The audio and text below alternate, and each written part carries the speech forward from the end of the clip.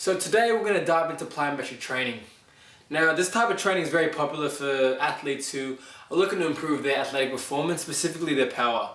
You'll see a lot of basketball athletes use this type of training, especially a lot in the NBA. Now plyometric training involves the lengthening of a muscle immediately followed by the shortening of that muscle. And what that concept is called or termed is the stretch shortening cycle. Any exercise that utilizes this stretch shortening cycle is termed plyometric. Plyometric exercises occur in a triphasic nature, meaning there are three phases associated within a single plyometric movement. Phase 1 is called the loading phase. The initial phase of plyometrics is characterized by the rapid lengthening of a muscle, which is called eccentric contraction. This phase begins at the start of downward movement or bending at the knees. This phase then ends when the athlete's center of mass reaches its lowest position with a velocity of 0. So for example, in a jump squat, which I'm doing here, is when the thighs are parallel with the ground.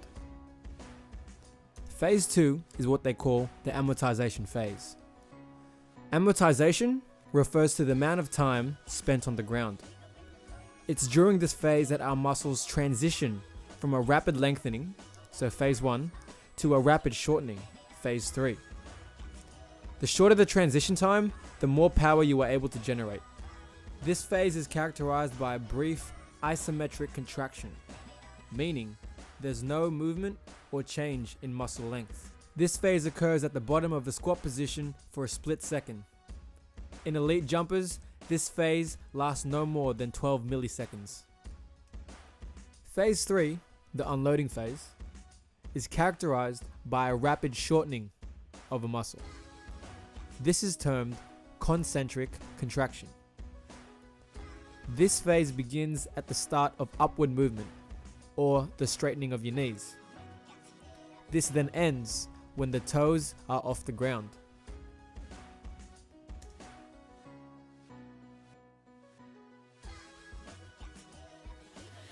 Well, that's it for today, guys. I'll leave a sample plyometric workout down the bottom in the description. That's pulled directly from the jump program that I'm planning to release this year, but I'll keep you guys posted on that. In the meantime, if you missed my last video, do check it out, the 30 best plyometric exercises. I'll give you a couple ideas of the types of exercises that you can integrate into your routine.